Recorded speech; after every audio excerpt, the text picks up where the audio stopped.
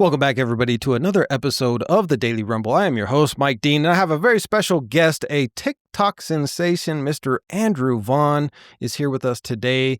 He made a video about Somalia and Somali Americans who are under attack right now by the right-wing lunatics in MAGAville. And this is a conservative saying this. Yes, right-wing lunatics in MAGAville. And so, Andrew, thank you for coming to the show. Pleasure to have you. Go ahead and Thank you introduce for yourself a having little me. bit and tell the audience a little bit about you. Sure. My name's Andrew. I run a TikTok channel called Andrew to World. I've been doing it for about 5 years now. Originally out of Texas, now I'm in California.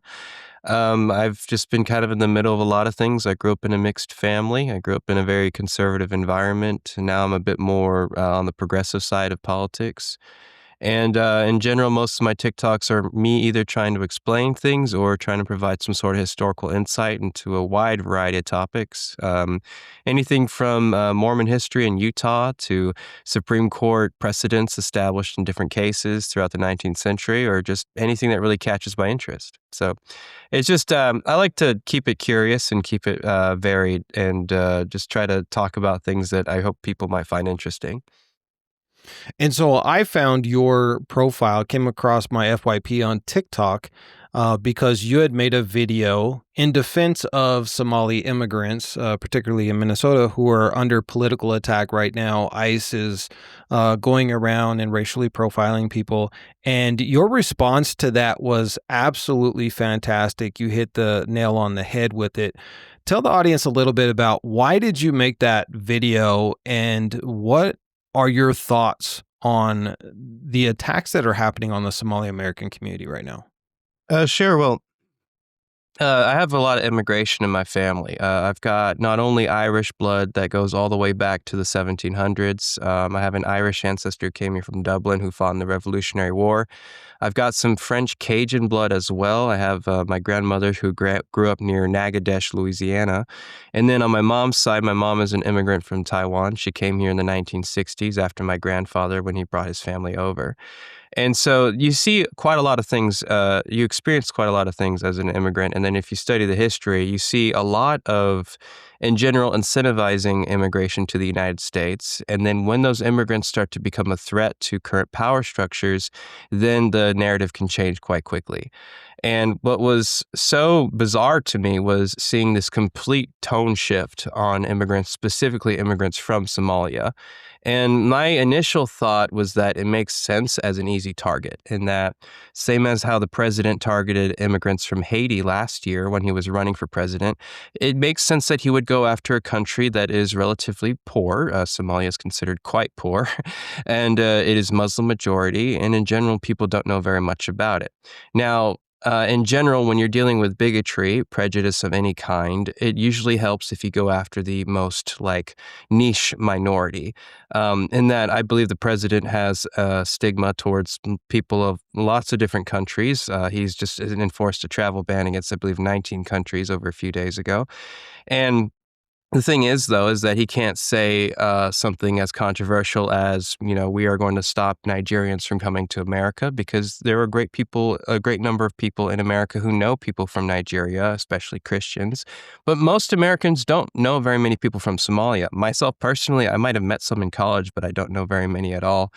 And so this complete narrative shift where the things that I don't even want to bother repeating were being said about these people who have lived in the United States for the past 30 years or longer, or who have come here looking for opportunity. Mind you, taking a great deal of time and effort to come here, when most people from Somalia will immigrate to other countries like Djibouti, Kenya, Ethiopia, Jordan, and so I just thought it was completely unfair, and I thought it was very contrived as well. And I thought that in the interest of fairness, I should remind people that this type of narrative is nothing new, but also it's relatively based in fear-mongering, and it's relatively not based in fact. And so when this happens, when you have people being hysterical about something, and then I try to look for historical precedent. And I'm like, okay, has this happened before? And what's the general reaction? And what I was really surprised by was that I looked into this with Irish American immigrants, because I just figured, well, most people have a great deal of Irish ancestry in the United States, so maybe they can relate to this. And then I found out that the narrative was almost exactly the same, and it Yeah. was even more so than I realized. And then I thought, well, this is perfect. We can talk about this. There was similarities with almost every different nationality. I've heard the same thing being said by a lot of Arabic-speaking countries, especially after 9/11. I've heard the same thing being said about Italian Americans. You can find that being written down. Even Greek Americans by presidents such as William Harding. But I think that there was a strong narrative to be made with Irish Americans because there's a very proud Irish American culture in the United States. So I thought that was the strongest narrative. And then I just compared the two and then demonstrated that the anti-Somali rhetoric being repeated by the president and people who follow him right now is almost exactly the same as what it was 200 years ago when you have people claiming that the Irish are here to replace the president with the Pope. And so I thought that was interesting. I thought that was informative.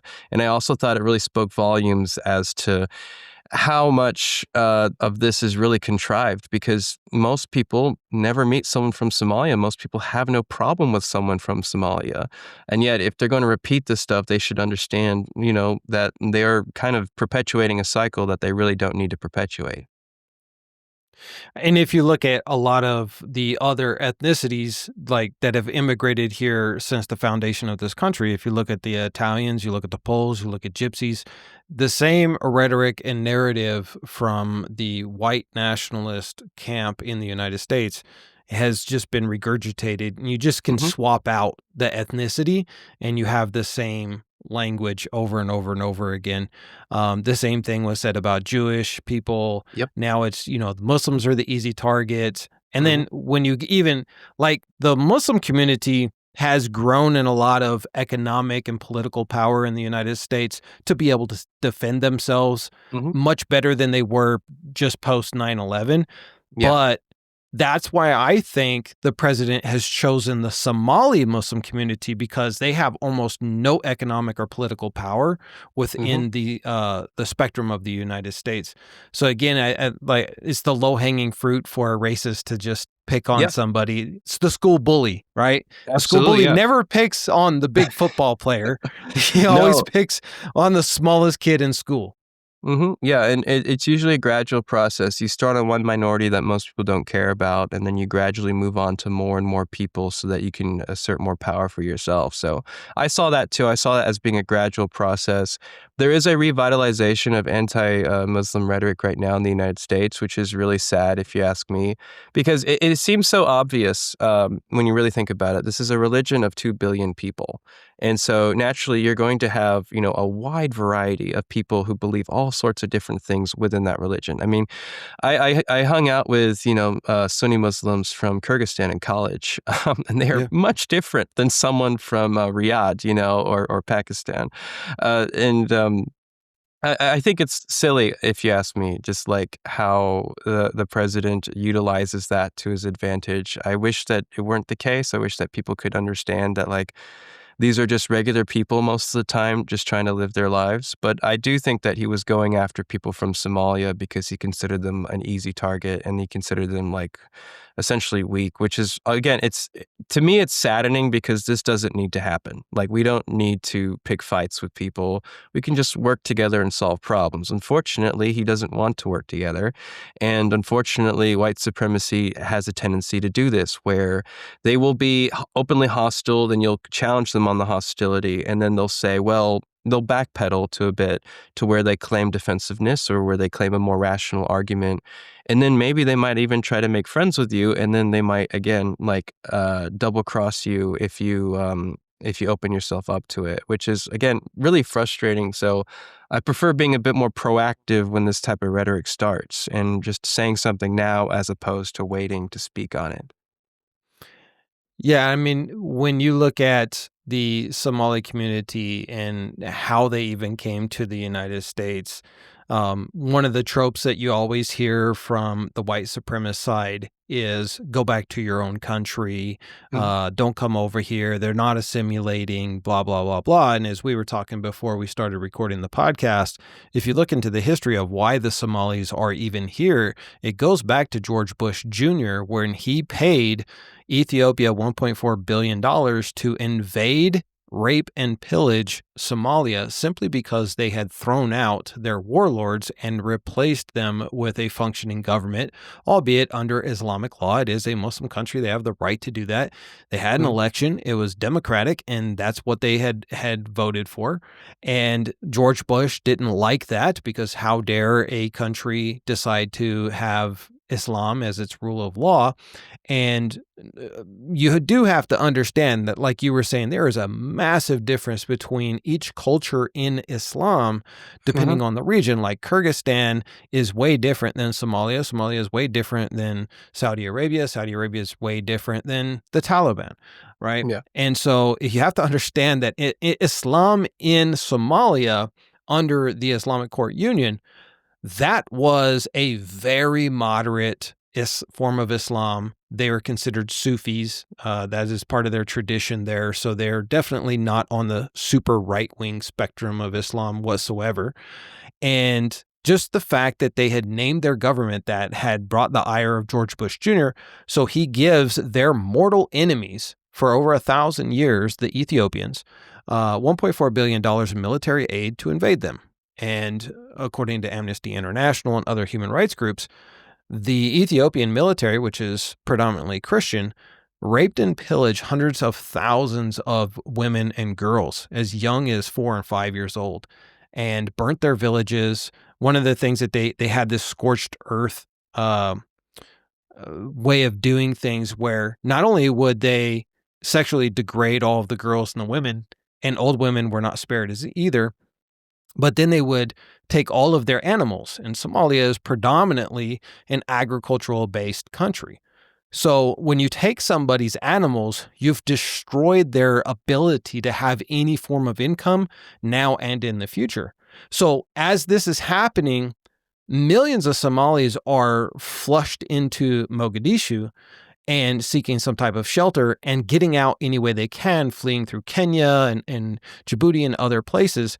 And they sought war refugee status in the United States, and the United States let them in. So before anybody says you came to this country to take advantage of this country, we should learn the history that the only Mhm. reason why they're here is because we forced them out of their own country by giving a known war criminal military, the Ethiopian military, which has been absolutely atrocious to its own people, let alone its neighbors, billions of dollars in military aid. So I think that your breakdown on the Irish immigrants and the Somali immigrants makes so much sense.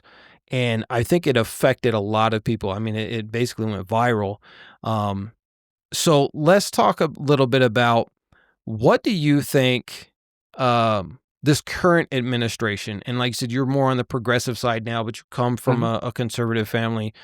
Me being a conservative, um, I don't see any conservatism out of this government whatsoever. All I see out of them is taking advantage of the system. What can progressives do to prevent this? Because let's be completely honest, the only way that Donald Trump and his administration has been able to do what they're doing is that the so-called progressives in the Democrat Party, they're not really doing a lot to stop him.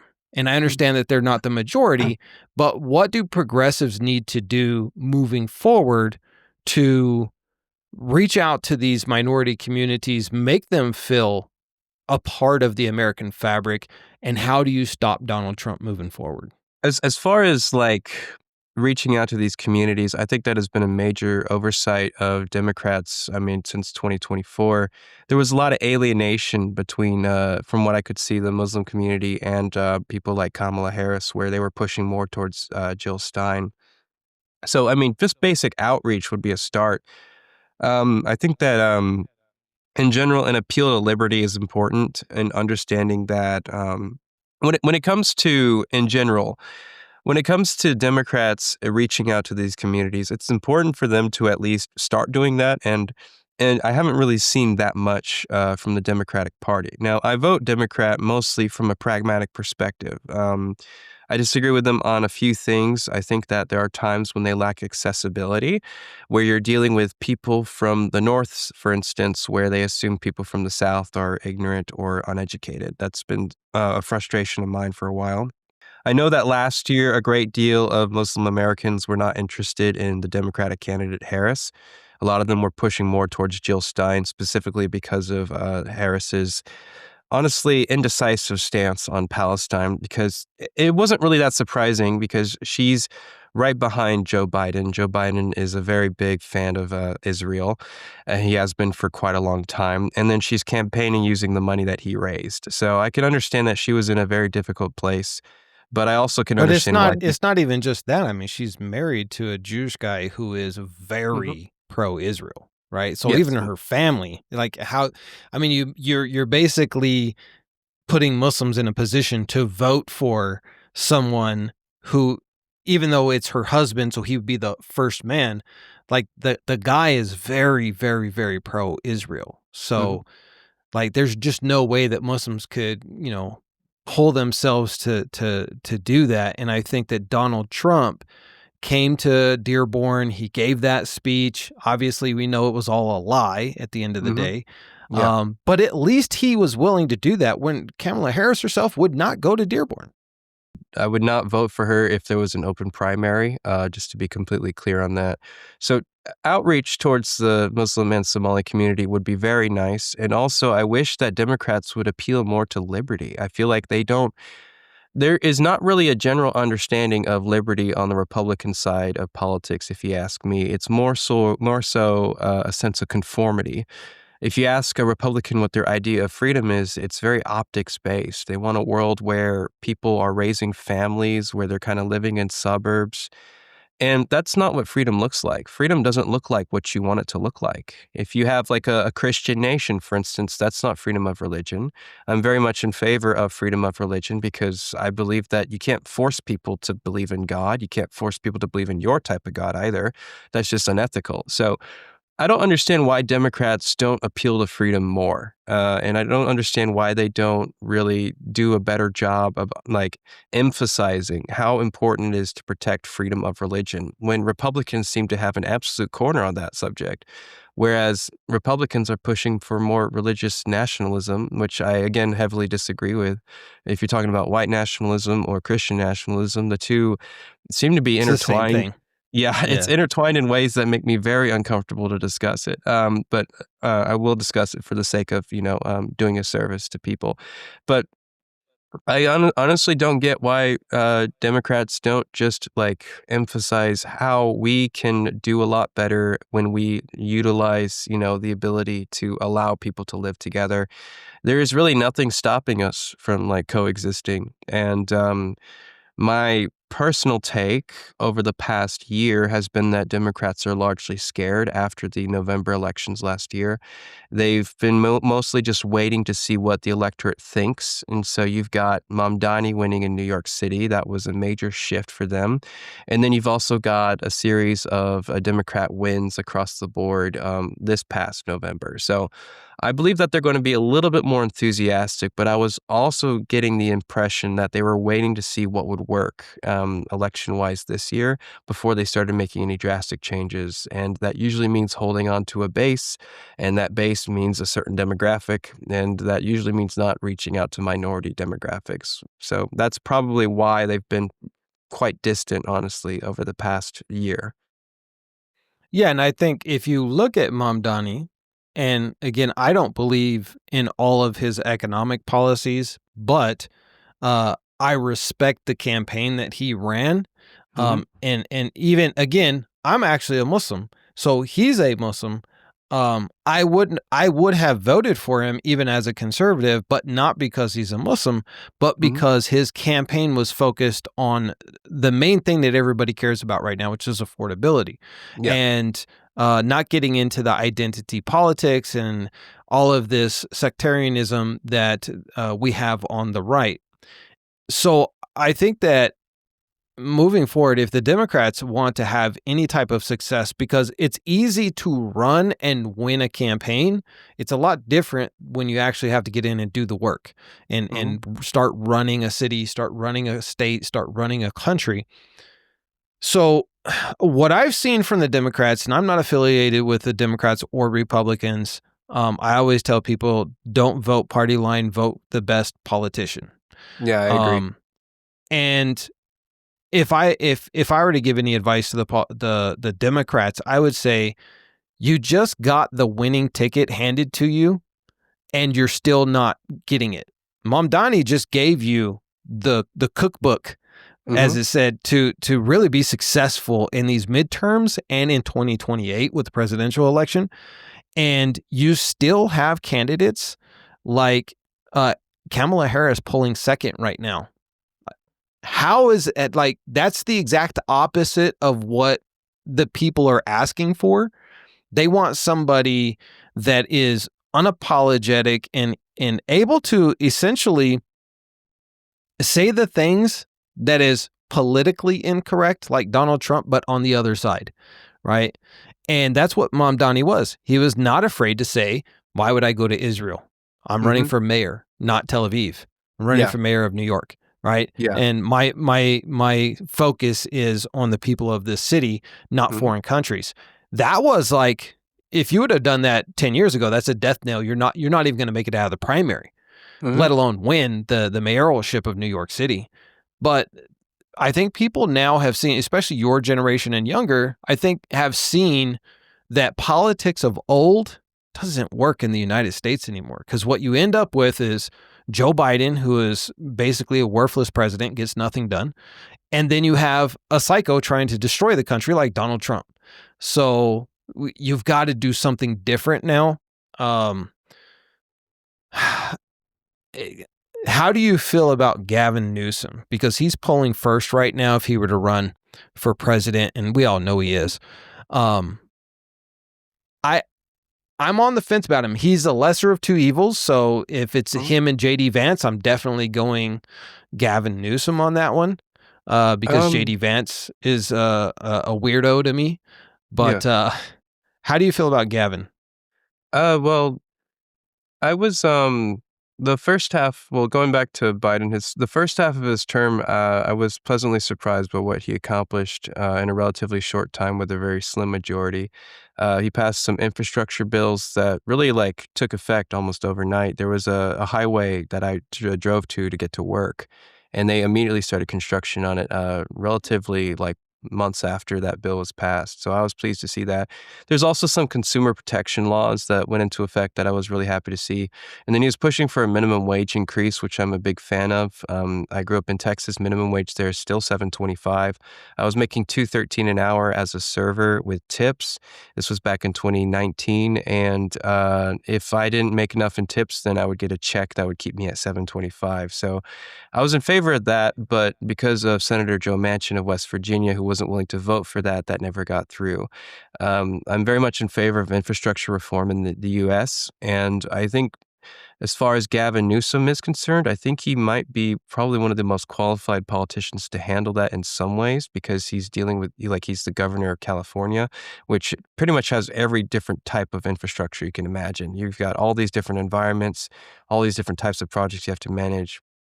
On a personal level, I do like the way that he debates, but I also think that that's not what's important when it comes to a presidency. My ideal version of a president is someone you kind of forget about, who gets stuff done very quietly, and you don't have to worry about them very much. So some of my favorite presidents, I don't necessarily agree with everything that they did, but I really liked people like James K. Polk for what he did. He was just very efficient. And that's just it means a lot more than simply having rhetoric. If you're able to accomplish stuff, and then you're also able to create an air of peace of mind, that is extremely effective leadership, if you ask me. So Newsom is effective at debating. Policy-wise, I'm not really sure if he's the best fit, but if he was running against Vance, then I wouldn't vote for Vance. Mostly Vance, on a policy level, I don't really find to be very compelling because he seems to be very interested in certain tech pushes for tech, which usually mean deregulation on environmental policies, which I'm not a huge fan of. I did some research on some cancer cells in Houston, where I grew up, and I found out that there were a lot of places that were dumping things like creosote in the poorer neighborhoods in the city, which meant that people were more likely to get cancer at a much younger age in those parts of the city. And that's what happens when you deregulate environmental policy. And a lot of these tech companies want to deregulate environmental policy so they can build things that otherwise they wouldn't be able to. And I'm not a huge fan of that. Things like data centers, for instance. And as far as I can tell, the most consistent thing about Vance is that he'll say what he's told to say, and he's usually willing to change his identity to meet that of whoever's handling him, if you will. And so I don't really trust him that much. I think that he's got a bit of a, based off of his book, Hillbilly Elegy, it indicates that he has somewhat of a self-loathing personality regarding his upbringing in Appalachia. And I don't like his attitude towards people who are less fortunate. In his book, Hillbilly Elegy, he criticizes people for having cell phones and being on welfare and buying beer with welfare, which I don't really think is a major issue. I think that You can't buy beer on welfare. Like that's what he food writes stamps about in don't his buy book. beer. That's Like what he that, writes. and Yeah. that's one of the things that irritates me so much about the rhetoric that comes out of the right, that people just swallow whole. That for example, that people on food stamps are just using the money or the food stamps to buy alcohol, and you can't. You literally, if you try to go to a grocery store with food stamps and buy a beer, they will not sell it to you because it's against federal law. Yeah, so for those listed reasons, I mean, I'm most likely like 99% going to vote Democrat in the next presidential election for the previous actions of the Republican administrations. I grew up with Bush Jr. I basically don't have a memory before the invasion of Iraq and Afghanistan. And then I would just constantly see that on the news and just wonder, why are we there? And then we've got Trump won his first term and his second term, and I've been not a fan of both of those so far. So at this point, I'm just voting Democrat out of principle and out of precedence. Now, as far as the candidates go, I'd like to see what they have to say during the primary, and I'd like to see how the midterms go next year. But I'm not committed to any single candidate. I think that it's just too early to tell. And then Newsom, I like the way he speaks, but it takes a lot more than to speak well to be a good politician. I mean, Obama was a wonderful speaker, but in retrospect, it's easy to see this now after everything that's happened, but it was hard to tell in the moment, but he was really missing a lot of opportunities, and I wish that we could have taken full advantage of those in many different ways. But he was a good speaker, but he wasn't the most effective politician.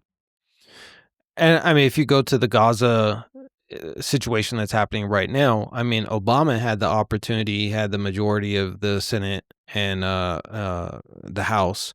I mean, he really could have gone out and recognized a Palestinian state back to the 1967 borders and forced Israel to abide by it, and he did not do that at all. And that's one of the reasons why I think Barack Obama is one of the biggest travesties of a president, because he had bipartisan support of the everyday average Americans. Now, I'm not talking about the racists who hated him just for being black, but there were a lot of people that were on the right that seen him as, the potential next Ronald Reagan, and as far as being a star president. And yeah, I mean, he really didn't accomplish what a lot of people had hoped for. And even me as a conservative, I believe in Medicare for all. I think that that's just something that every government should do. I'm socially conservative. I'm not infrastructure conservative. I think we should have the greatest infrastructure, the greatest schools, the greatest healthcare. And I think that it's the responsibility of the government to do that. We have hundreds of trillions of dollars in natural resources in this country. Yet we only allow billionaire corporations to profit from it and not the people. I just had Sami Al-Harbi from Saudi Arabia on the show yesterday, and contrasting the American system versus the Saudi Arabian system. Now, you can criticize the Saudi government all you want. There's a lot of things that at issue with them. But one thing that they do correctly is they share the wealth with the people. So they have the best high-tech infrastructure, the best high-tech medicine, education, and all of it is 100% free for its citizens. And, you could say, well, they have a much smaller population and they have oil and all this stuff. Well, the United States has, like I said, trillions upon trillions of dollars in natural resources, but we don't give that to the people. We give it to corporations, and the corporations make all the profits and don't share it with the people. And then the corporations get all of these tax benefits. Like, I just had to run to town and pick up a couple of things for a renovation that I'm doing on the house. And last week, a box of drywall taping mud that I had picked up was under $15. And when I went to pick up another box today, it magically jumped up to 20 in 1 week. Same box of mud. And then I went and I looked at the self-leveling concrete. Same last week, I went to go check the price because I'm going to need to do that in a couple of weeks. And it was $21. This week, it's $31.95. So in 1 week, it jumped up like 40, 50%. And then so I talked to the manager at Home Depot and I said, man, I really wish you guys would stop raising prices like this. It's getting ridiculous. He's like, we have no choice. We have no choice. The tariffs are killing us. Yeah. And I'm like, well, that's what they're telling you to tell the customers, but I know a little bit more. So you guys tax-wise just got the biggest tax cut that corporations have ever had. And now you're using the tariffs as an excuse to increase profits because you're not going to pay taxes on those. So that tariff thing may work as an excuse, but we know the tariff on this concrete is only 10%. You jumped it 50%. That's the math ain't adding up here. You guys are taking advantage of this situation and using it as an excuse. So I think when it comes to like Gavin Newsom, him versus JD Vance, people on the right don't like JD Vance as it. MAGA can't stand him, particularly because it's a racial thing because he's married to an Indian Hindu. But they don't like his personality either. I've seen so much in the comments from people on the right where they think he's just slimy and gross and they don't like him and he's a worm and a snake. And why did Trump even make him the vice president? Because there's no way that they're going to vote for him. So it'll be a trouncing in 2028. And I think most likely it's going to be Gavin Newsom is the next president. So let's just pretend that you have Gavin Newsom's ear. He's going to be the president. What would you tell him are the 3 things that your generation of progressives want him to accomplish in his presidency? Well, that's a great question. So I'm under the belief personally that with the current electoral system, we're going to have a series of most likely one-term presidents for quite a bit of time, similar to the 19th century, right after Reconstruction ends. So I imagine that Newsom is, if he's elected to the presidency, would most likely have just one term to get things done before seeing a swing back towards Republicans. I could see that very well being the case. If there's 3 things that I would really like personally, the first thing that comes to mind is, like you said, Medicare for all, as well as the restoration of women's reproductive rights. I think that those 2 things are very important across the board. In Texas, there's been some laws passed regarding the issue of abortion, and they've been written extremely vaguely. I think it was originally about a page long. I read the Texas legislature, and they made no account for any type of exceptions for abortion, which I thought was extremely concerning. Not even ectopic pregnancy, which is like the number one complication when it comes to pregnancy. So that is something that has been on my mind for quite a while. I think that's something that I would very much like to see done on a national level. How you would do that, I'm not exactly sure, because they went with it through the judicial system, interpreting the 14th Amendment to mean that there is a right to privacy, which I personally agree with. I do believe that you have a right to privacy in the United States.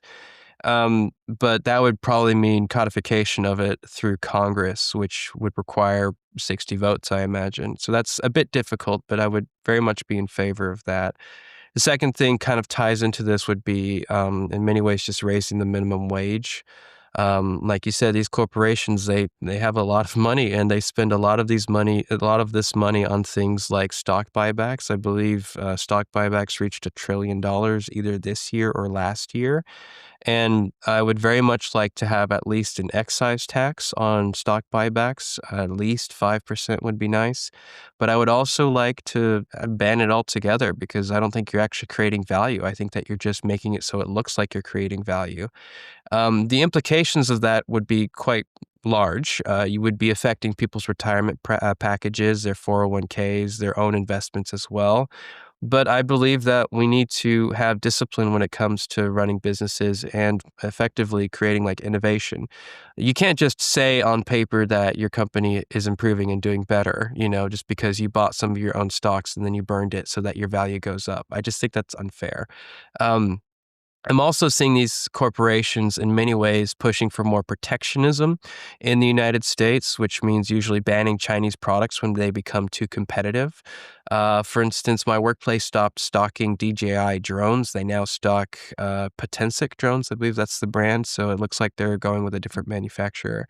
But competition, breeds success. And I'm frustrated by American automakers not really keeping up with competition. I'm frustrated with Apple devices seemingly falling more and more behind over time. So, to answer your question, basically, I would very much like to see some healthcare reform, specifically towards enumerating specific rights for people regarding reproduction.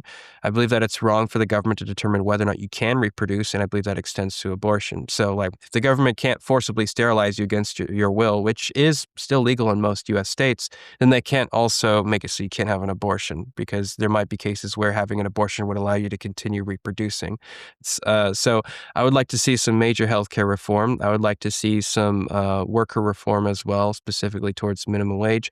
And then I would like to see some reform regarding corporations in how they handle things like stock buybacks, as well as how they handle lobbying. Whether or not he could manage to do that in one term is idealistic, to say the least. It would depend on how Congress is shaped over time, and it might be a similar case to 2020 or a similar case to 2016 or right now, where the president only has a majority in both houses for a very short period of time. And in that short period of time, there's only like a few things that can actually get accomplished. So, um, tying into that third part, reform regarding corporations, lobbying, stock buybacks would also be a repeal of Citizens United. I just think that would be nice. And then in general, if I were to add a fourth thing, I would really like some election reform in this country. That's not entirely up to the president, but I think the way that we run elections now has gotten extremely bloated. And it's just it tires people out, honestly. Like you're hearing about campaigns 2 years in advance, and Yeah. there's got to be a way to simplify this process. Yeah, and I knew a local congressman in my state, and I was talking to him, and he said, I've been in government for 30 plus years, and when I first ran my first campaign, I had $2,500. Mhm. That was our war chest, and it was a lot of door knocking, it was a lot of flyers, it was a lot of meeting people at grocery stores, etc. He says just to be competitive now, I need to raise a minimum of $15 million. And so just in 3 decades, I went from $2,500 when I won my very first local race to now having to have a minimum of $15 million just to be competitive and stay, keep my office.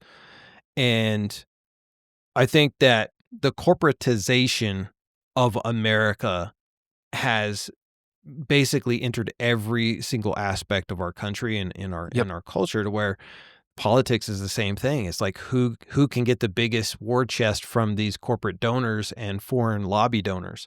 One thing that I want to ask you is, do you think that lobby groups like APAC, and yes, APAC gets a lot of heat because, well, they're the most powerful lobby in Washington, D.C., and they directly lobby for a foreign country. But do you think that, PACs like APAC, and I know Repeal Citizens United would basically take care of this, but do you think that they should register as a foreign agent? Or, in my opinion, I don't think that anybody should be lobbying at all for a Mhm. foreign country. That's what ambassadors are for from that country, to Yeah. come and have those, interrelationships and conversations. But to literally allow, I mean, do we allow communist China to lobby the United States as an Uh, unregistered PAC? No.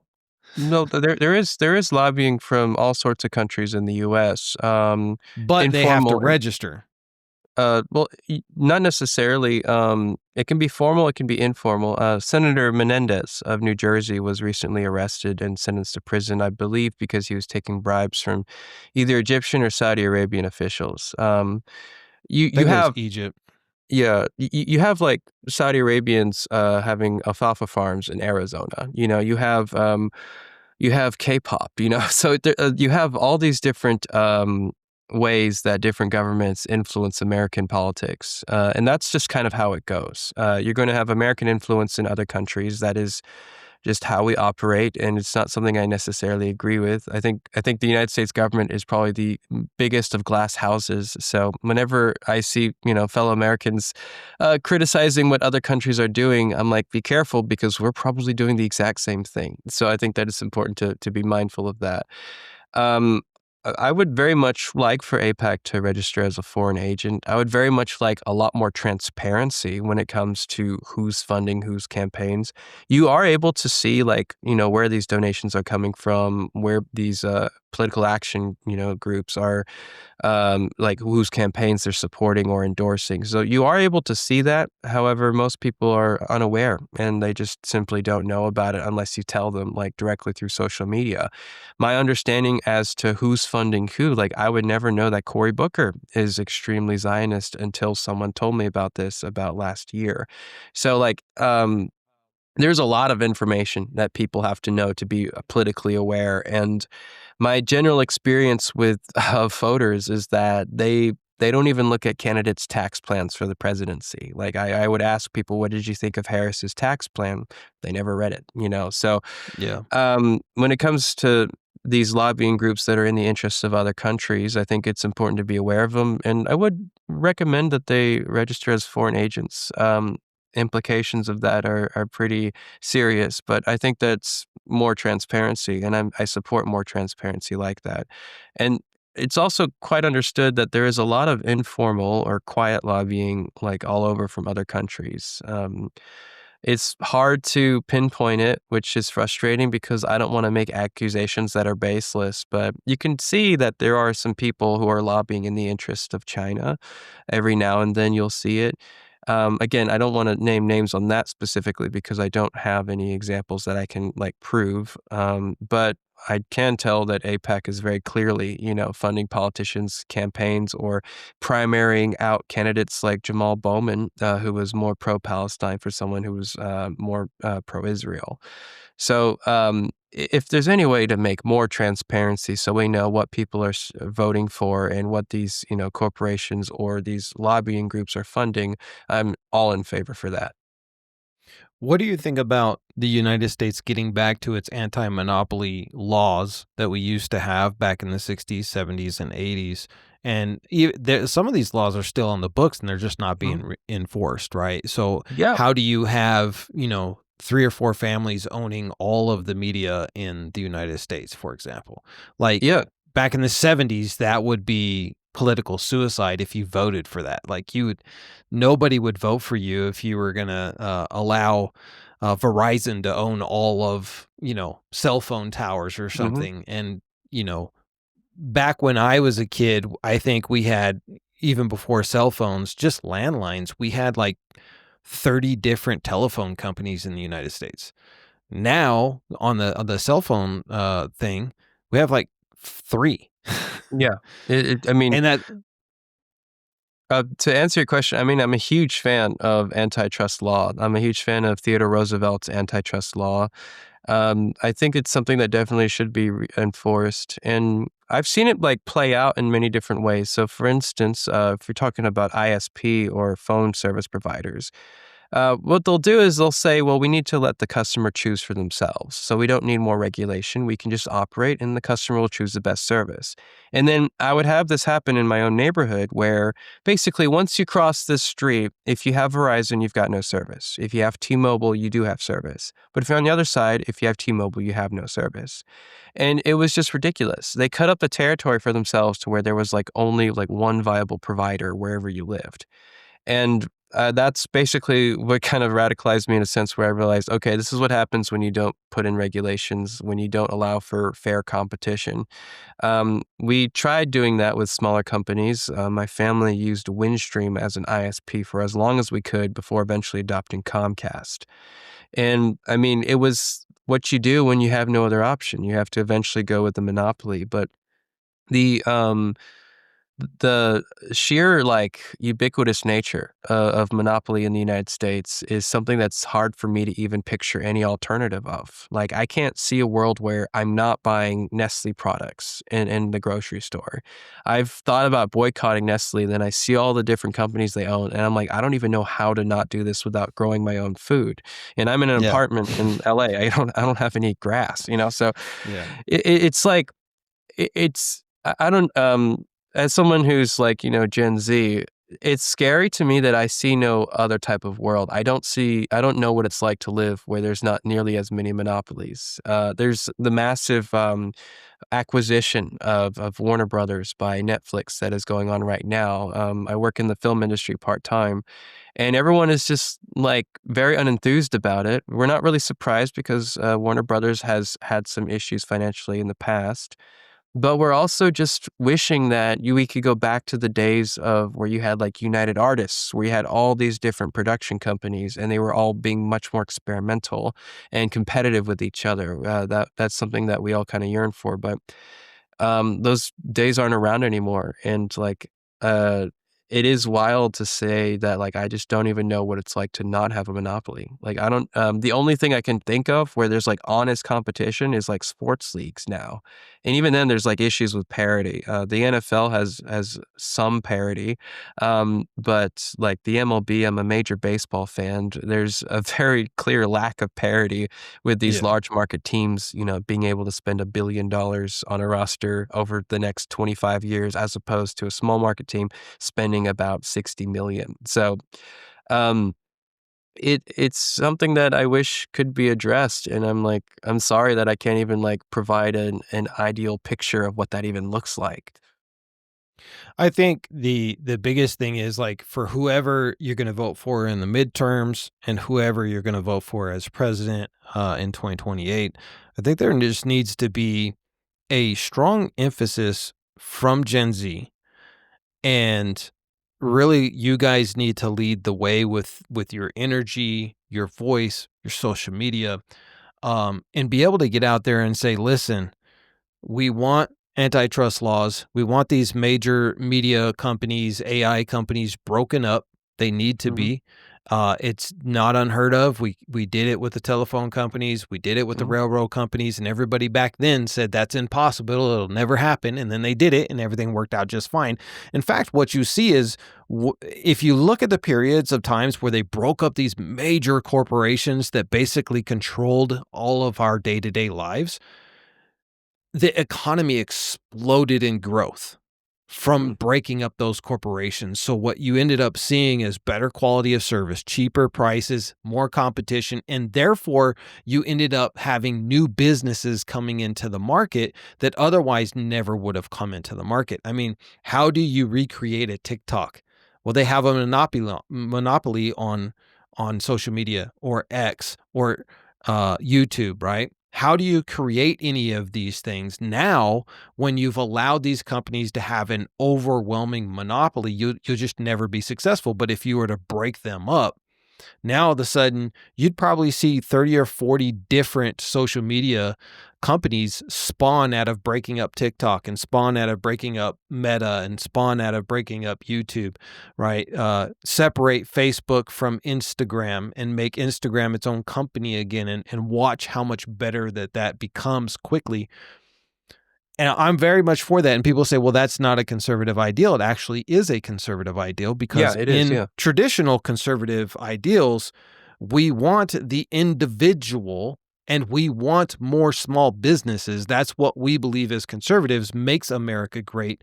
It's not working that 9 to 5 for a corporation that hates you and basically hopes you die before retirement so they don't have to pay you.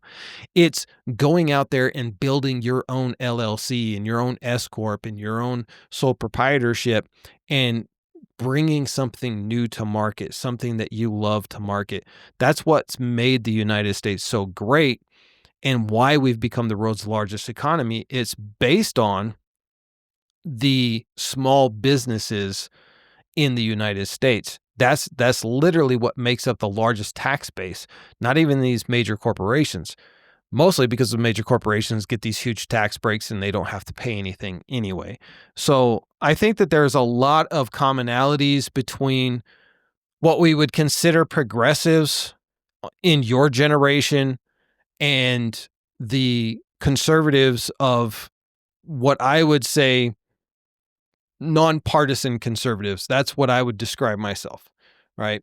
I don't care about MAGA. I don't care about white nationalism or white Christian, all of this stuff. I don't even care about Islamic caliphate in the United States. What I Hmm. want to be able to do is afford my gas, afford, working on my truck, working on my ranch, any of those types of things. And I want everybody in America to have that. And I think that that's what a lot of your generation is saying too, is like, guys, this is way too expensive. I couldn't imagine. It was so hard for me when I was 18 years old, married with a kid, Hmm. and working 2 jobs just to afford the rent. Yeah. And we literally would have to ration our food because I made too much money to get food stamps, but not enough money to buy food. So we Yeah. would have to ration the food to where I would eat literally every other day, and my ex-wife and my baby would eat every day. So we literally went through that for like a year and a half, right? Hmm.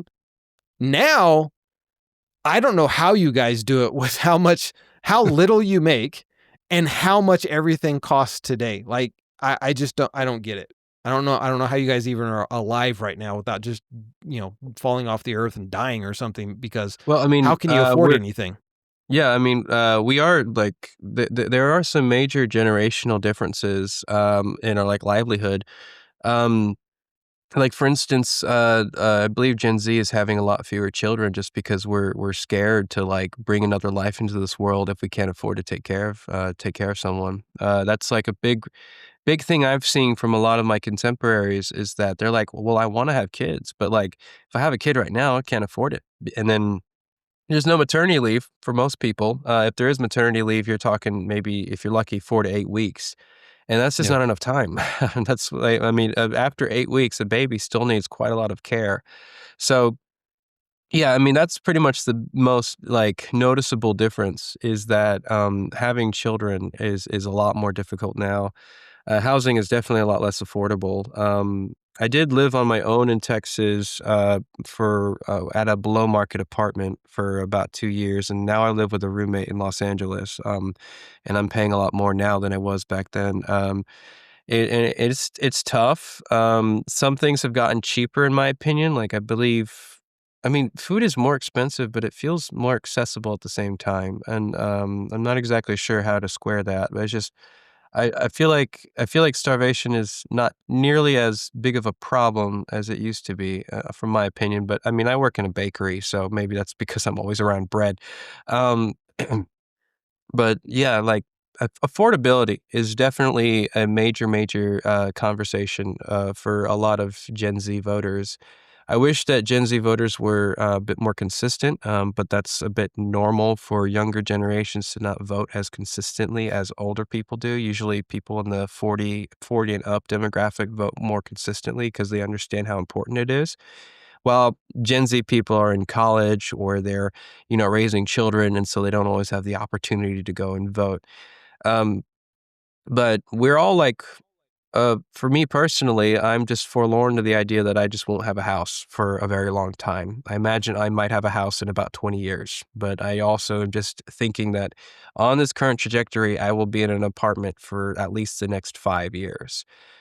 Starting a family, I could see that happening again in the next 5 to 10 years. But the idea of, getting a bachelor's degree and then getting a job that you work at consistently and then having a house and then, starting a family, that was the idea that I was raised in as a child. And then by the time I was about 18, I was like, yeah, this isn't going to happen. So Yeah. I'm just, I've just kind of accepted it for what it is. A lot of Gen Z people in general are they have a bit of like a gallows humor thing about it, where they like understand what their situation is, but they don't let it affect them in a negative sort of way. They just kind of accept it for what it is. They're like, "Well, I'm never going to own a house." They're just very lackadaisical, and I think it's just kind of a way to make light of it of the situation. But like one of the most common conversations I have is just people wondering like, how do I get ahead? How do I have a job that's consistent that I can stay employed at for more than a few years at a time? A lot of people will get jobs and then they get laid off, or they're worried about layoffs like happening every single year. So like Yeah. January is coming up, and usually that's when a lot of white collar layoffs happen. So like people have to find new jobs, and it's just a lack of consistency all over. The advice that I give everybody that's, in your generation or younger, as I have, my own kids that are in your generation, I've told them the same thing, is the best course of action for you, especially being, that the average first home buyership has jumped up to the 40 years of age range, is don't look for that 2,000, 3,000 square foot home and the mortgage and all of that stuff. What you do while you're young is you work your tail off. You save as much money as you possibly can until you hit somewhere around 50 or $60,000. You make sure that you have either created your own business, and what you should be doing, even if you're a W 2 employee. I tell everybody this: if you are a W 2 employee, you are paying what, 30 plus percent taxes every single month out of your check. Don't do that. Go open up an LLC. And I don't care if it's crocheting, I don't care if it's painting little birds, I don't care what you're doing with that LLC. The second you open up that LLC, your W 2 and your LLC is going to merge together and you're going to get tremendous tax breaks. This is why the government doesn't advertise this and teach this to kids in high school, because they don't want you to do it. They want you to just go work for the corporations and pay that big tax bill so that way the government can continue to function. But if you open up an LLC, even while you're working, you're going to be able to write off things like your mileage on your vehicle. You're going to be able to write off your insurance. You're going to be able to write off office space in your apartment. You're going to be able to write off so many different things, including food, meals. Go have a business meeting at a restaurant when you want to take your girl out for a date and invite somebody that may want to invest in your company. That's a write off. You get all of these write offs, stack your money, and then go buy a piece of raw land. Now, in California, that's going to be exceptionally difficult because even raw land costs $1 million out there. Yep. But if you're willing to go somewhere to like Utah, Nevada, Texas, Tennessee, Alabama, anywhere down south, land is super ridiculous cheap. As long as you can make money online, whatever your career is that you can do online, or if you're a doctor, then you go work at a rural hospital or something, you're still going to make a great living. But now you can build a house. And I've been in construction my whole life, so I know how to do it. I can build a house from the ground up with my eyes closed. But even somebody who's never done that, I've seen so many people on YouTube literally build their own house from scratch just by watching YouTube videos and asking people advice. And yes, they make some mistakes and it might not be as professional as possible, but they now have a house that they've been able to purchase the land, own it outright. They funded building their own house, put in the sweat equity, and maybe they've spent $120,000 max, right? If you wait around for 10, 15 years, trying to get that mortgage when the rates are down to 3% again, which is probably never going to happen, then all you're doing is you're wasting all of that time and money that you could have put into your own land and property. So every time you pay that rent, that is, let's say, and I'll use California prices. You might be paying $2,000 for your share of rent in an apartment there with a roommate, right? That's $2,000 buys an awful lot of nails and wood, right?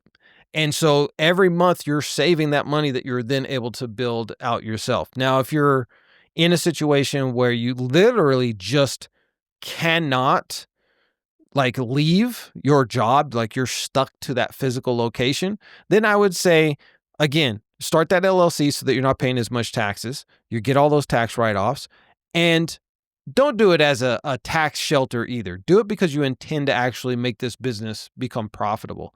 But once you make that business become profitable, especially if you're doing it primarily online, you're golden, because now you can live anywhere you want to. So I owned a small construction company for years, and we retired that company. We started our media company when we decided to move out to our ranch. And obviously I can't live on my ranch because it's out in the middle of nowhere. It's 45 minutes to town. I can't do that and still run my construction company. So I got to do something different. So we started the media company. The media company started making a little bit of money. We already owned the property. We already had the house built that I built myself for a fraction of the cost if I were to hire somebody to do it. And so what we were paying for rent in our townhome in the city, I've just put all of that back into my property because I have no bills. I'm fully off grid. I'm solar, our water, everything is completely off grid. I have zero bills other than gas for the truck, maintenance for the truck, food, stuff like that, right?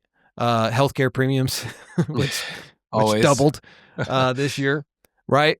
So that's the advice that I would always give to younger people out there is, man, just you have to go start an LLC. It's so easy to do. And listen, if you're paying even $500, $600, $700 a month out of your checks being taken away for taxes, why would you not go open an LLC? Right. Save that money. You get to keep that money. That money's yours, because the tax code is written by lawyers who own businesses in order to get tax breaks for themselves. That's the way it is. It's 100% legal. You're not doing anything illegal by doing this, as long as your intention is to actually run a business and not just a tax, haven. But literally, how do you get people like Elon Musk, who's the richest person in the world but pays no taxes? Because that's the way the tax code's written. So why wouldn't you do that? Play the same game that they're playing and you win. Otherwise, you lose. And then the other thing is, vote for the best candidate. Don't vote Democrat. Don't vote Republican. Vote for the best Democrat. If, let's say, in 2028, there's a primary and J.D. Vance, everybody hates him. He's disgusting. Nobody's going to vote for him. He loses a primary. But there comes a centrist Republican, conservative, maybe somebody like me. I'm not running for president. I never would. But somebody with the ideals that I had, that, we should have the best infrastructure. We should have the best Medicaid. We should have the best everything, right? And we should use our antitrust laws to break up these massive corporations that are destroying our country. But then you had, somebody from the Democrat side who just wanted to do, business as usual. We'll give in to the corporations. We don't care about our people. We just want to be president for the vanity of it and to be rich. Then vote Republican, because that guy's going to do better. As long as he has a track record, right? Not somebody like Donald Trump who says one thing, but then his track record is the complete opposite, right? That's why I didn't vote for him. The way it's looking right now, I don't see any Republican who would receive the nomination really having any type of positive track record right now. I mean, it's really hard to find a Republican that represents your values, but also after seeing what they've been pushing. I mean, I grew up in a state that was completely run by Republicans for the past 29 years. Texas hasn't had a blue politician running the state since Ann Richards in the 1990s. And if you see what, I'm reading on my ballot in California where they're like, what if we raise the minimum wage for service workers to this much? Or what if we started, looking into how we can institute some sort of prison reform? It's very constructive. And then when you look into what the Texas state politics is doing, you have things saying, do we need to ban litter boxes in schools because children might be using them because they identify as furries? Which is just like a complete like contrivance. That's just not something you need to worry about. And it's a huge waste of time. So like, yeah, I mean, for that record, like for that reason, I'm just not very partial to Republicans right now. And then I do know, like going back to Musk, he spent 250 billion million. He spent quite a lot. No, million. He doesn't have 250 billion. Not, well, he's now 600 billion. But he spent quite a lot of money on Trump's campaign, mainly because Harris was pushing for capital gains taxes, Yeah.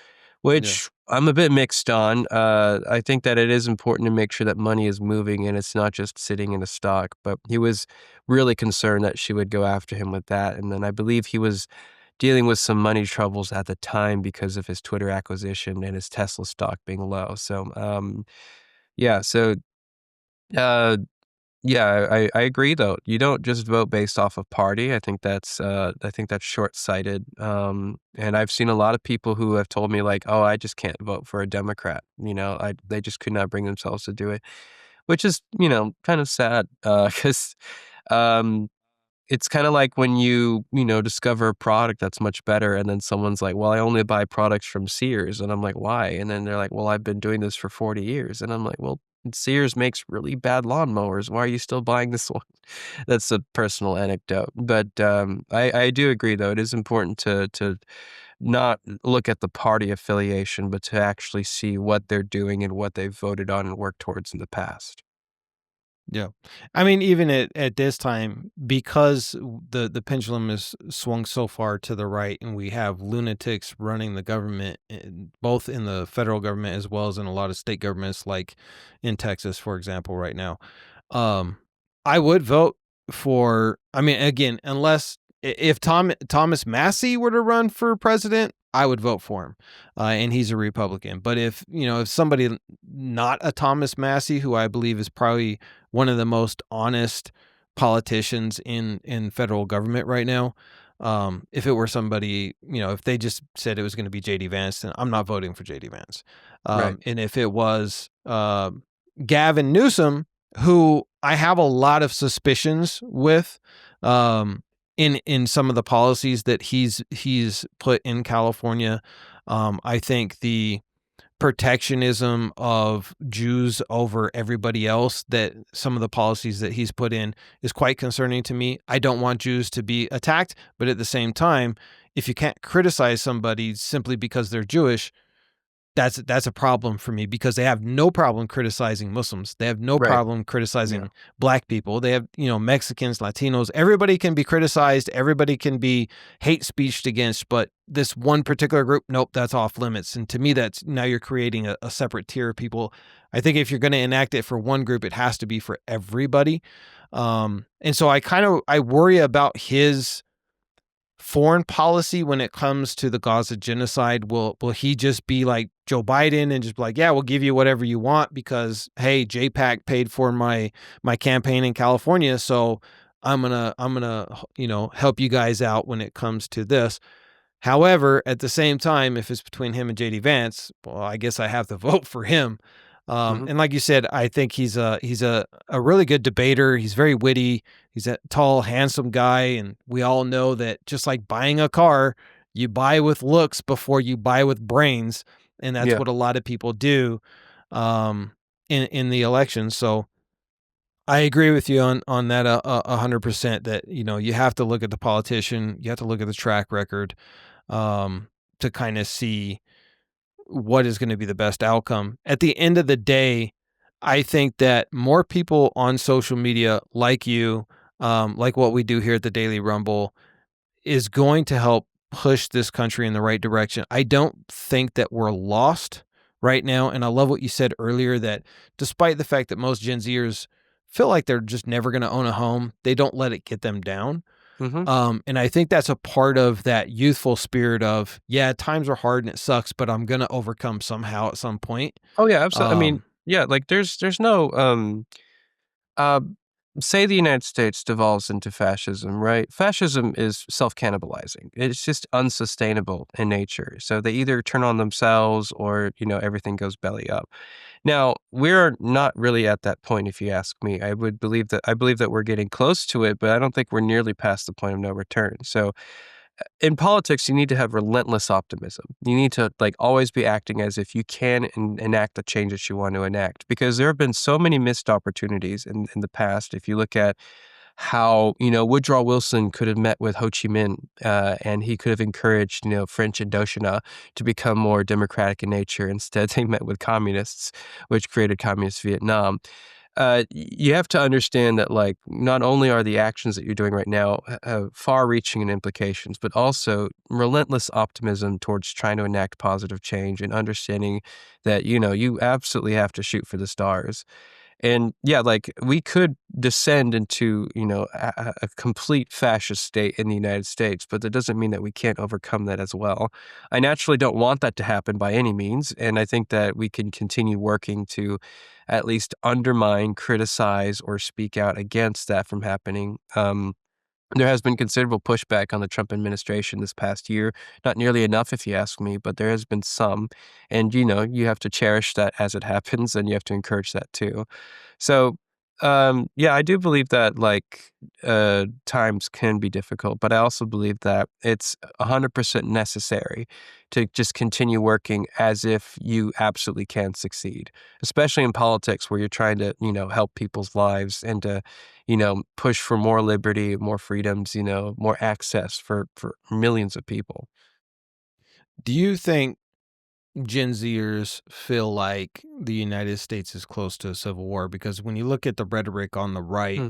so many people, and it's always these guys that are on Facebook that are like 67 years old, smoke 2 packs a day, and couldn't run a half a mile to save their lives. They're always calling for the Civil War stuff. Right. Yeah. I don't see that on the left in my comment section because I have a mix of viewers, so much as I see it on the right. But in your day to day life, do you feel like Gen Zers feel like, oh my God, we're going to go to a civil war over this?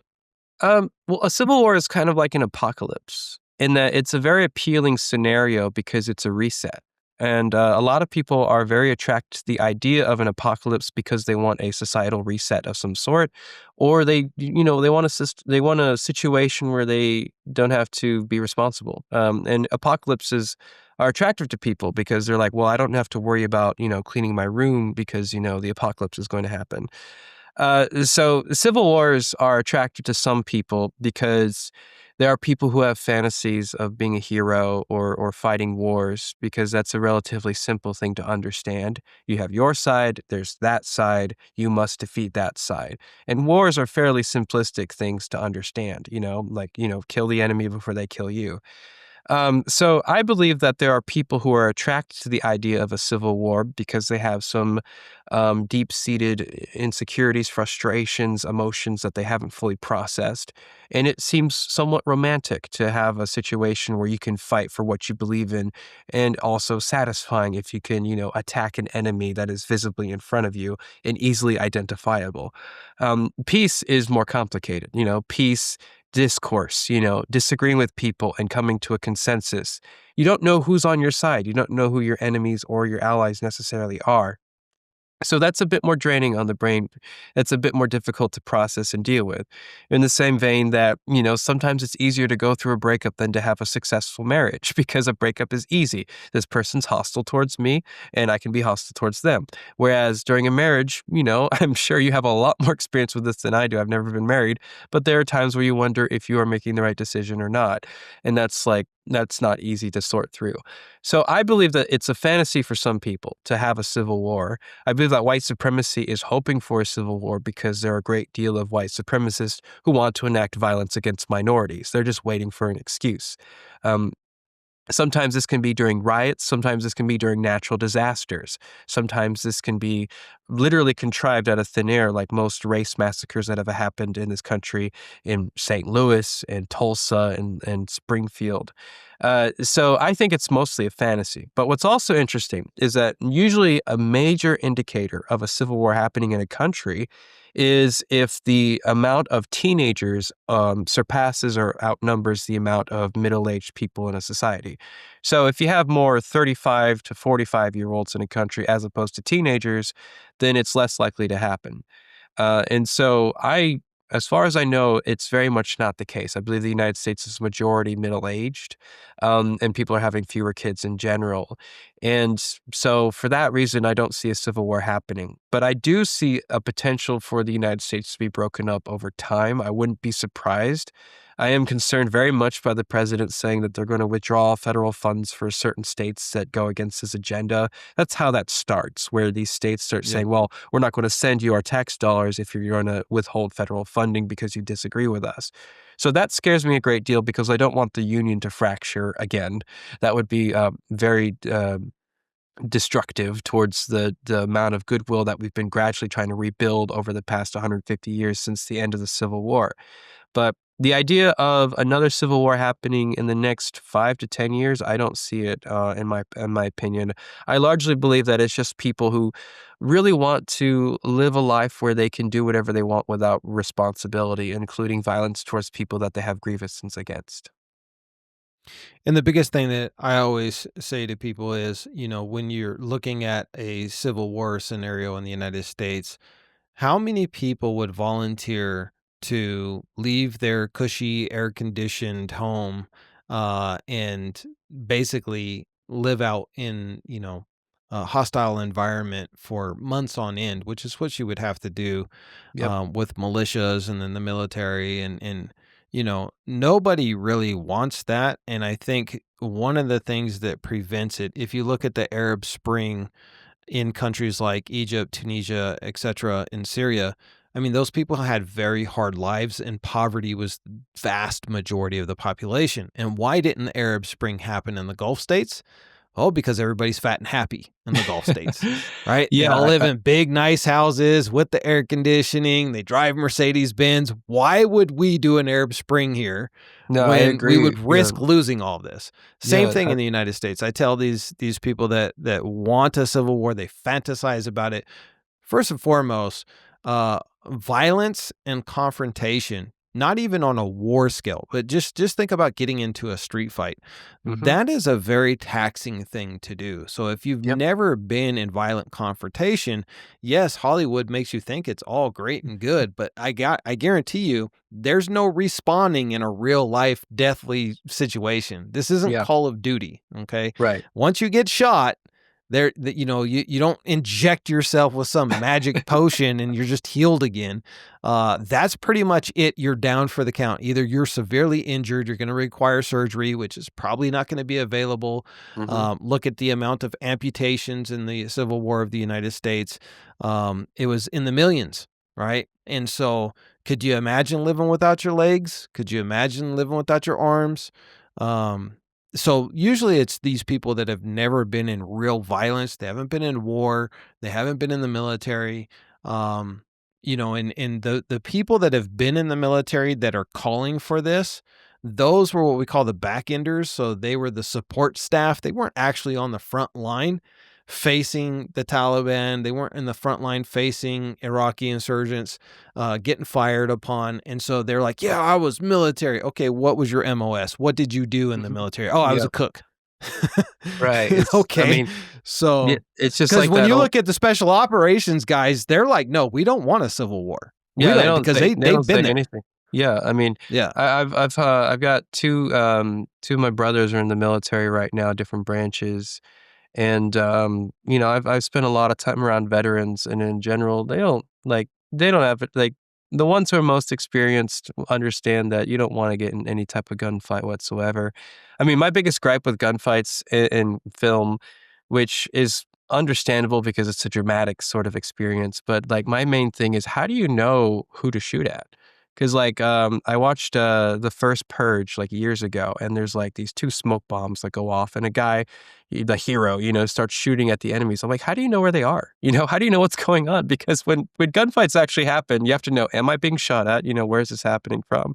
And all these things that are so uncertain, like in real life, that most people have no idea about. So like, I'm usually very clear on my TikTok if I get comments about it, where I'm like, I'm not going to advocate for a revolution because I know myself, and I know that combat is not something that you want in general.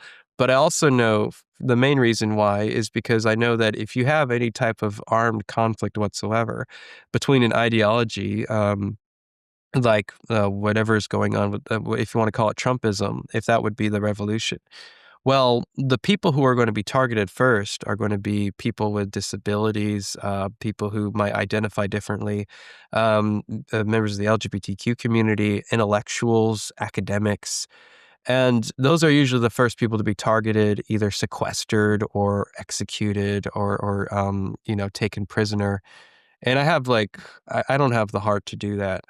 That's something that like I would not recommend to do it for I would not say to anyone, like, I'm not going to tell you, like, yeah, I'm going to sacrifice your life for a political ideology. If there was, like, absolutely no other means to, protect people's lives, then it's mildly understandable.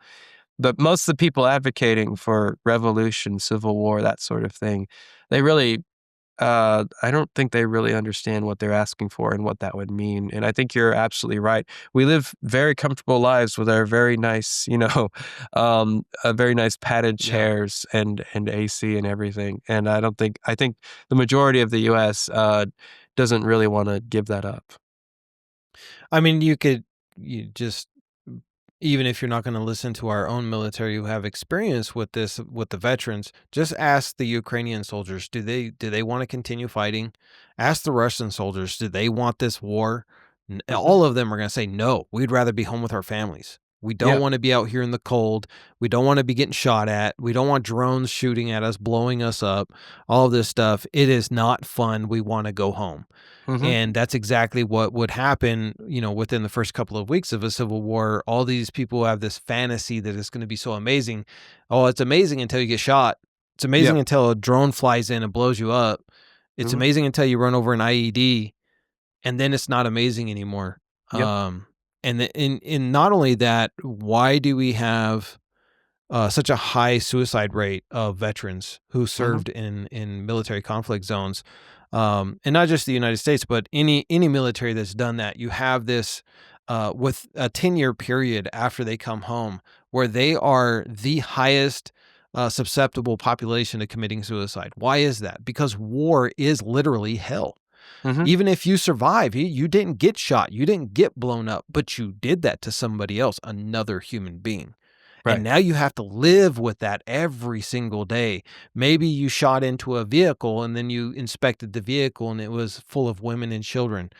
Now, how do you sleep at night with that? And that's why so many of them go into extreme depression, suicide, etc., because they had to do that in war and they survived and they can't live with themselves anymore. So I think the best revolution is the one that is not involving weapons. I think that there is a big enough surge if we can unite people back to the center of left and right and say, you know what, these extremisms, we're not going to stand for it. So if you're going to, be an extreme MAGA Trumper, we're going to rally. And I think that if you literally had, you know, 10 million people go to Washington, D.C. and just sit there, Hmm. kind of like they did in Cairo, Egypt, to get rid of Hosni Mubarak. That's the most effective form of, and legal, because it's 100% legal to do that if you're not committing any type of violence or destruction of property. Um, that sends such a big message. And a lot of people say, well, these protests, they don't do any good. Well, they don't do any good if you only protest for 2 days Yeah. or 1 Uh, day. What did they Protesting. do in Cairo, right? They Yeah. sat there for 45 days in the Hmm. city in Freedom Square until Hosni Mubarak stepped down, right?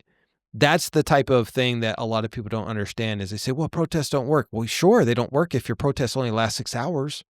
Yeah. It's an ongoing process. I mean, I do believe that it is possible to enact positive reform and to restore personal freedoms, without bloodshed, or with a relatively mitigated amount of bloodshed, where you're not going to like conventional warfare.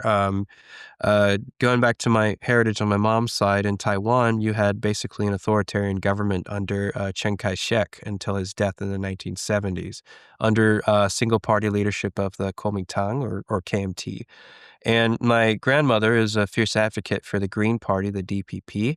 And basically, how they started was in the 1980s, if I recall correctly, they had a series of cells in different hotels where they would announce their foundation, that they would be founded as a political party. And if one cell was taken out, then the second cell was to announce it as well. And then so basically, it was a series of redundancies put in place where they were trying to restore freedom of the press, where they were trying to end things like wiretapping people, spying on students overseas. And they were able to do that with, as far as I know, only a handful of deaths. I believe I know one journalist was killed because he was publishing dissent when it was illegal at the time. So there is possibility of enacting reform without going to extreme or like dangerous lengths to do so, which again fuels my optimism. And I do agree that like assembly is important, but like continuous assembly is just as important. Now I do know that Yeah. there was a 24/7 ICE protest in LA for several like weeks, actually. I believe like people were protesting for over a month. And as to how effective that is, I believe it definitely galvanized the communities around here. There's a lot of if your ICE have a warrant signs outside establishments in my neighborhood, all over the city. People have been reporting it or running neighborhood watch groups, which I think is actually pretty cool. And people have been speaking up as to how they feel about it, because I mean, it was just out of the blue. There was a day market that people were buying and selling stuff in, and then a bunch of unmarked cars came out with masked men with no identification, rounding up people off the streets, and that's what kicked off the protests out here in LA. Like people were absolutely incredulous, like what is going on? So I do agree that protesting does have validity to it, but like you said, it has to get to the point of where it's uncomfortable and change must be done.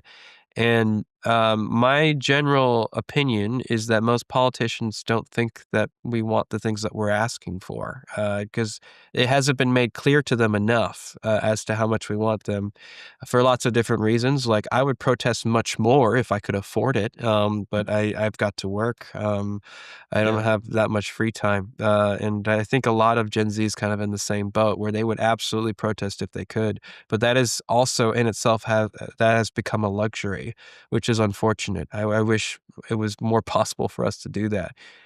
Voicing grievances to my city council person is like also a luxury. I was able to do that last night at this neighborhood meeting, but like reaching your own city officials and telling them what you think is wrong with your own community is difficult, let alone, the federal government that is several states away. Yeah. So, lastly, as we wrap this up, you're part time in the film industry. Mhm. You do a lot of work like that. What do you think about AI and its rapid increase in quality and ability? Do you think it's going to destroy the creativity of the film industry? Combined with the fact that you have all of these mergers, and so that's already been a problem. I mean, I haven't watched a good movie pretty much since the last Mission Impossible from Tom Cruise, and that's only because Tom Cruise is involved, and that dude just pushes the limits of everything he does. Mhm. But really, like when you watch these movies and these trailers come out, even the trailers don't look good anymore. Like it's all the same story. It's all bland. It's like cheap production. But now you have AI entering into this as well. Do you see a career in filmmaking in the future, or is that all just going to be AI soon? Well, when it comes to filmmaking, I don't push it as in I'm going to find a career. It's more so how do I make stuff? And that's really how I approach it mostly. It's like, I have this idea, how do I execute on it? And I've been very fortunate to do that in many different ways throughout the past 8 years that I've been doing this. So I don't look at it from a position of how do I get hired by a studio. I just look at it as to how do I get this script brought to life. When it comes to creativity in Hollywood, I do believe that the acquisition by a lot of these studios, of a lot of these studios by these tech companies is concerning because they're looking at it from a purely metrics based perspective. So they're like, okay, how do we make the most money out of the box office? And so what you're seeing is that they're bringing these actors back in for these properties that, started 40 years ago.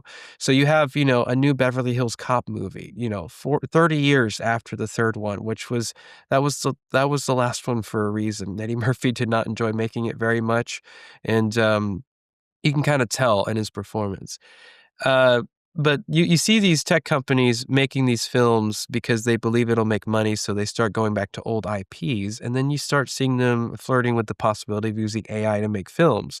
Well, AI works off of existing media already, so there's no development of, like, new IPs in nearly as grand of a scope as there used to be, where you would try these new ideas as well as your tentpoles and your franchises, and you would see what would work the best, which is, frustrating to me personally because it feels like we haven't had a new strong IP in quite a while. I mean, we have, The Hunger Games that started, about, 15 years ago. That was nice.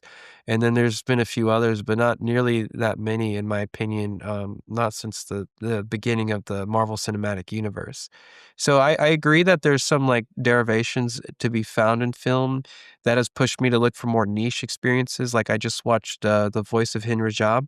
Um, which details a Red Crescent facility calling a 6-year-old child who was martyred by Israel in January of 2024, along with her family, like 6 other people. It was just a horrible story, but the film was good. I mean, it was really engaging, and it was like I said, more of a niche experience, but it was worthwhile to watch. But when it comes to AI, I'm not necessarily worried about it impeding creativity in a sense because I believe that it has several limits of its own. I believe that a lot of these companies are like ridiculously optimistic as to implementing AI in a creative sense because you're having to prompt video in a very specific way. And then you have to do that for thousands of shots in order to get a coherent film. However, most, of these LLMs who are generating video can't do consistent outputs. So, like, I believe Coca-Cola, their new AI commercial took them like hundreds of prompts, if I'm correct. And, I think at it that was point, 10,000 prompts. yes, 10,000 prompts to get a coherent, Yeah. commercial. That's a lot of energy, and that's a lot of time, and you can't really adjust very many things. In animation that is done traditionally, you can make adjustments on the fly, Say you want someone's eyes to be bigger or their, arms to move a different way, that can be done very quickly now, and animation has gotten a lot easier with things like Unreal Engine, which is free. Like, you can start animating right now if you want to, which is crazy and really, really cool. I've been trying to get on it for about 2 years now. So I'm not necessarily worried about AI because it pulls from existing media, which limits its creativity in some ways. I'm interested in the legal aspect of AI too, because I'm like, how do you legislate this stuff where you have, you're using the likenesses of known properties that are already copyrighted. You're using the art of people who have copyrighted their artwork, and you are potentially altering performances of people without their consent. So I don't know how you even like navigate that minefield legislatively. So like if you were to publish a film that you made entirely with AI in a theater and you're using an actor who has a very similar likeness to someone like me or yourself, do you sue them? Because they used your likeness without your permission. How can they prove that they didn't use your likeness, without your permission? How do Yeah. you even do that with an AI prompt machine? So I don't know, like, how these studios intend to handle those problems, but I'm also not really afraid of facing a challenge when it comes to creativity because film has always been threatened by different things. The film industry was threatened by streaming. The film industry was threatened by TV. Um, and, there will always be new challenges. And that just, is part of how you stay creative is adapting to those challenges as they arise. I actually had a broker company reach out to us, and they wanted to pay us for my likeness. All right. Hmm. And so they were going to take all of our YouTube videos, all of our Instagram videos, and they sell them to these big LLMs. And depending on how much of my likeness that they use, we would get paid for it. And I asked them, I said, well, how many, social media creators do you guys have on your platform right now? And they were like 10,000. Hmm. So 10,000 people, we didn't sign up for it. To me, it felt very weird and creepy. Yeah. But I was like, 10,000 people have signed up for this. That means that, you know, they're doing, and the way that they even explained it to me is like, listen, they could just do it if they wanted to because there's no legal barrier, but at least these companies like Google is one of their clients, Facebook's one of their clients. At least they're willing to pay you. It's still, you might make $500 a month or something. You're not going to make a ton of money. Maybe if you're, I don't know, Tucker Carlson or something, maybe you'd make more because you're much bigger of a person out there.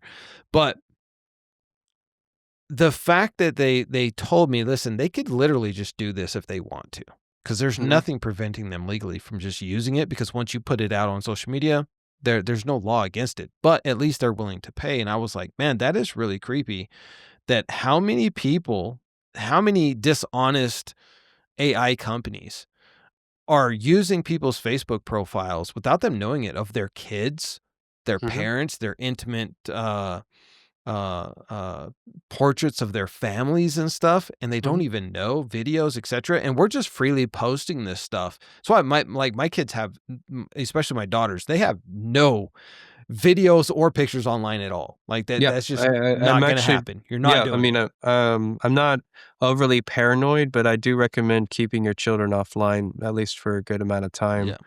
I mean, Yeah. I'm fairly chill about, like, if you wanna post your children, that's up to you, but I'm also like, yeah, I don't blame anyone for wanting to keep that private, just Yeah. because, one, you can always attract the wrong kind of attention on social media if you post your children, but also the second thing is that, one of the one of the greatest reasons why I'm discouraged from posting, like, my photography on Instagram now is because I don't wanna train any sort of LLM for AI. I don't wanna do that at all.